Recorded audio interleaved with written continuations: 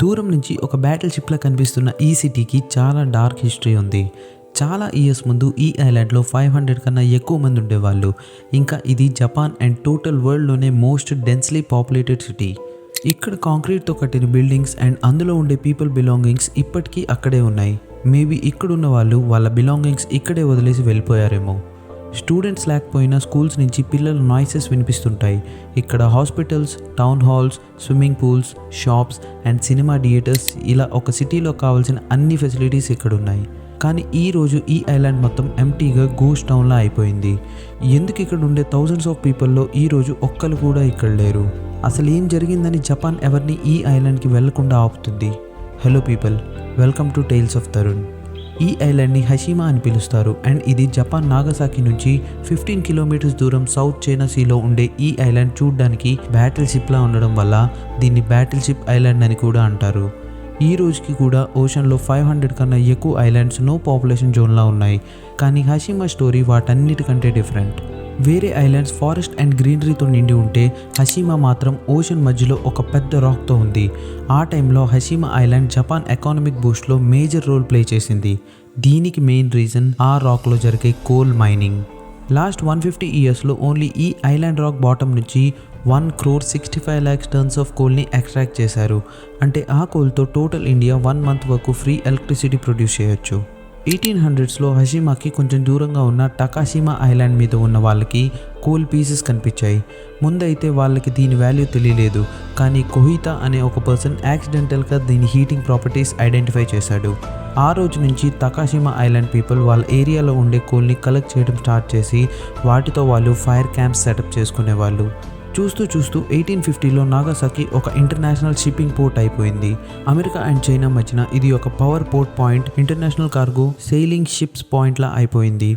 Western countries అంటే great Britain and USA వాళ్ళు sailing షిప్స్ని స్టీమ్ ఇంజన్స్తో రీప్లేస్ చేస్తున్నారు అండ్ అవి రన్ అవ్వడానికి కావాల్సిన మేజర్ అసెట్ కోల్. ఆ షిప్స్ నాగసాకి పోర్ట్లో రీఫ్యూలింగ్ కోసం కోల్ తీసుకునేవాళ్ళు అండ్ ఇది నాగసాకికి కొంచెం దూరంలో ఉండే తాకాషిమా ఐలాండ్లో దొరికేది. కోల్ డిమాండ్ పెరుగుతున్న కొద్దీ ఆ ఐలాండ్ పీపుల్ కోల్ని గ్రౌండ్ నుంచి ఎక్స్ట్రాక్ట్ చేసి సెల్ చేసేవాళ్ళు.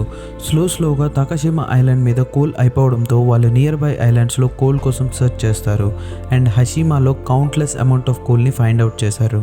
ఆ డేస్లో కోల్ ఎక్స్ట్రాక్షన్కి ఓల్డ్ స్కూల్ మెథడ్స్ని యూజ్ చేసేవాళ్ళు. వీటిలో మోస్ట్లీ మ్యాన్ పవర్ రిక్వైర్మెంట్ ఉండేది అండ్ పెరుగుతున్న డిమాండ్ బట్టి ఓన్లీ మ్యాన్ పవర్ సరిపోదని 19th సెంచురీలో మిట్సుబిషి హషిమా ఐలాండ్ని కొనేశారు. ఆ టైంలో మిట్సుబిషి ఒక పెద్ద షిప్పింగ్ కంపెనీ అండ్ వీళ్ళు హషిమా ఐలాండ్ మీద ప్రాపర్ కోల్ మైనింగ్ చేయాలని ప్లాన్ చేస్తారు. మిట్సుబిషి ఇక్కడ వర్కర్స్ కోసం హౌసెస్ అండ్ సీ వేవ్స్ నుంచి ప్రొటెక్ట్ చేయడానికి ఐలాండ్ చుట్టూ ఒక పెద్ద వాల్ కూడా కన్స్ట్రక్ట్ చేశారు. అండ్ ఇదే రీజన్ వల్ల ఈరోజు ఈ ఐలాండ్ ఒక షిప్ స్ట్రక్చర్లో కనిపిస్తుంది. 1916లో ఇక్కడ 300 వర్కర్స్ ఉండేవాళ్ళు అండ్ వీళ్ళు ఇయర్లీ 150 టన్స్ ఆఫ్ కోల్ని ఎక్స్ట్రాక్ట్ చేసేవాళ్ళు. హషిమా ఐలాండ్ చిన్నగా ఉండడం వల్ల ఇక్కడ ఉండడానికి ప్లేస్ కూడా తక్కువ ఉండేది. కానీ మిట్సుబిషి ఇక్కడ కాంక్రీట్ రెసిడెన్షియల్ కాంప్లెక్స్ కన్స్ట్రక్ట్ చేస్తారు సో దట్ వర్కర్స్ వాళ్ళ ఫ్యామిలీతో పాటు ఇక్కడే ఉండిపోవచ్చు. ఇవి ఆ టైంలో జపాన్లో ఉండే పెద్ద కాంక్రీట్ బిల్డింగ్స్లో ఒకటి. కానీ వర్కర్స్ ఉండడానికి ఇవి సరిపోయేవి కాదు. తర్వాత ఇక్కడ వర్కర్స్ డిమాండ్ పెరిగిపోవడంతో మిట్సుబిషి కూడా కొత్త కాంప్లెక్స్ బిల్డ్ చేసేవాళ్ళు.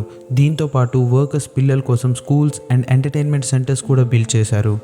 1941లో హషిమా ఐలాండ్లో కోల్ ప్రొడక్షన్ 4,10,000 టన్స్కి రీచ్ అయిపోయింది and day by day numbers increase అవుతూ ఉన్నాయి. 1959లో టోటల్ ఐలాండ్ పాపులేషన్ 5,200కి రీచ్ అయిపోయింది. మనం నార్మల్గా చూస్తే టోటల్ ఐలాండ్ 15.5 acres ల్యాండ్లో స్ప్రెడ్ అయి ఉంది. మనం సింపుల్ మ్యాథ్ క్యాలిక్యులేషన్ చేసినా ఇక్కడ 1 acreలో 335 పీపుల్ ఉంటున్నారు అండ్ ఇంత డెన్స్డ్ పాపులేషన్ వరల్డ్లో ఈ రోజుకి ఏ కంట్రీలో కూడా లేదు. దీనికి ఇంకో సింపుల్ ఎగ్జాంపుల్, ఈరోజు China population density 84 people per acre.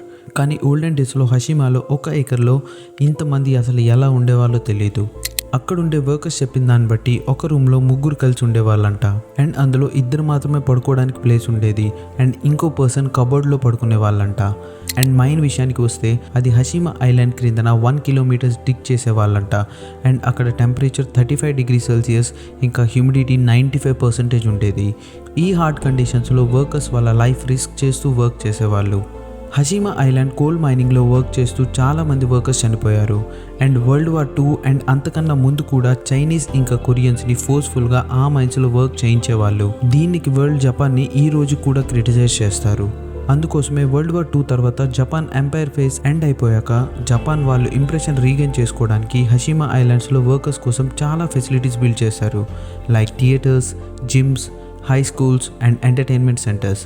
ఈ ఫెసిలిటీస్ అన్ని వర్కర్స్కి ఫ్రీగా ప్రొవైడ్ చేసేవాళ్ళు. కానీ వర్కర్స్ ఐలాండ్ మెయింటెనెన్స్ వల్ల చాలా ప్రాబ్లం ఫేస్ చేసేవాళ్ళు. ఇక్కడ తాగడానికి మంచినీళ్ళు ఉండేవి కాదు. మెయిన్ ల్యాండ్ జపాన్ నుంచి తెచ్చేవాళ్ళు. తరువాత వాటర్లో కనెక్టింగ్ పైప్ లైన్స్ పెట్టి అవి మెయిన్ ల్యాండ్తో కనెక్ట్ చేశారు. 1960లో హషిమా ఐలాండ్ పీక్ స్టేజ్లో వర్క్ అవుతుంది. జపాన్ ఎకానమీ కూడా ఇది ఒక మేజర్ అసెట్ అయిపోయింది. కానీ అదే టైంలో వరల్డ్ మొత్తం మీద కోల్ డిమాండ్ ఒక్కసారిగా కొలాప్స్ అయిపోయింది. కోల్ ఎన్వైరన్మెంటల్ డ్యామేజ్ అవుతుంది అనే న్యూస్ వరల్డ్ అంతా హాట్ టాపిక్ అయిపోయింది. ఇంకా ఆయిల్తో కోల్ని రీప్లేస్ చేయడం స్టార్ట్ చేశారు. గ్రాడ్యువల్గా ఇంటర్నేషనల్ మార్కెట్స్లో కూడా కోల్ డిమాండ్ తగ్గిపోతూ స్లోగా కోల్ మైన్స్ అన్నీ క్లోజ్ అయిపోయాయి. హషిమా ఐలాండ్లో నార్మల్గానే మైనింగ్ చాలా కష్టం. ఎందుకంటే ఇది మెయిన్ ల్యాండ్ నుంచి కట్ అయ్యి ఉంది. అంతేకాకుండా సౌత్ చైనా సీలో సునామీస్ చాలా ఫ్రీక్వెంట్గా వస్తుంటాయి. మిట్సుబిషి ఐలాండ్ చుట్టూ ప్రొటెక్షన్ వాల్స్ బిల్డ్ చేసినా అవి తుఫాన్స్ వల్ల చాలా ఆఫ్టెన్లీ విరిగిపోతూ ఉండేవి. దీనివల్ల వీటి రిపేరింగ్ కోసం ఎక్స్ట్రా మనీ అయ్యేది. ఇవన్నీ డిఫికల్టీస్ వల్ల హషిమా కోల్ మైనింగ్ లాసెస్లోకి వెళ్ళిపోయింది. 1970స్లో మిట్సుబిషి 2000 వర్కర్స్ని ఫైర్ చేసేశారు. ఇంకొంతమందిని వేరే ఫెసిలిటీస్లో అడ్జస్ట్ చేశారు. ఫైనల్లీ 15th January 1974లో కంపెనీ అఫీషియల్లీ హషిమా కోల్ మైన్స్ని క్లోజ్ చేసేశారు. జాబ్ లేకుండా వాళ్ళ బిలాంగింగ్స్ అక్కడే వదిలేసి ఓవర్ నైట్ హషిమా వర్కర్స్ అందరినీ ఐలాండ్ నుంచి పంపేశారు. ఈ రోజు హషిమా ఐలాండ్ సౌత్ చైనా సీలో ఒక విరిగిపోయిన పాత బిల్డింగ్స్తో మిగిలిపోయింది. చాలా ఇయర్స్ వరకు జాపనీస్ గవర్నమెంట్ ఈ ఐలాండ్ని సీల్ చేసి ఉంచారు. అండ్ ఈ రూల్ని బ్రేక్ చేస్తే చాలా హార్ష్ పనిష్మెంట్స్ ఇచ్చేవాళ్ళు. చాలామంది జపాన్ ఆ ఏరియాలో ఫోర్స్డ్ లేబర్ సీక్రెట్ని వరల్డ్ నుంచి హైడ్ చేస్తుందన్నారు. కానీ జపాన్ ఐలాండ్ మీద ఏ దొంగతనం అవ్వకుండా ఈ రూల్స్ పెట్టామని క్లెయిమ్ చేశారు. 21st centuryలో హషిమా ఐలాండ్ని మళ్ళీ డిస్కవర్ చేశారు.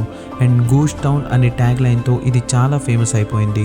2005లో జపాన్ గవర్నమెంట్ హషిమా ఐలాండ్ని టూరిస్ట్ కోసం ఓపెన్ చేశారు. అఫీషియల్స్ అక్కడున్న బిల్డింగ్స్ని రీకన్స్ట్రక్ట్ చేయడానికి చాలా ట్రై చేశారు.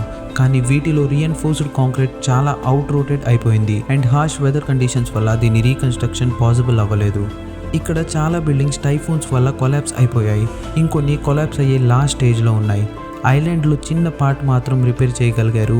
అండ్ టూరిస్ట్కి ఎంట్రీ కూడా అక్కడి వరకే ఉంది. ఈ గోస్ట్ టౌన్ లొకేషన్స్ ఫిలిం మేకర్స్కి కూడా చాలా అట్రాక్ట్ చేస్తుంది. ఇక్కడ 2009లో వచ్చిన life after people TV series shoot చేశారు. అండ్ 2011లో జేమ్స్ బాండ్ మూవీ స్కై ఫాల్లో కూడా చాలా షాట్స్ ఈ ఐలాండ్లోనే తీశారు.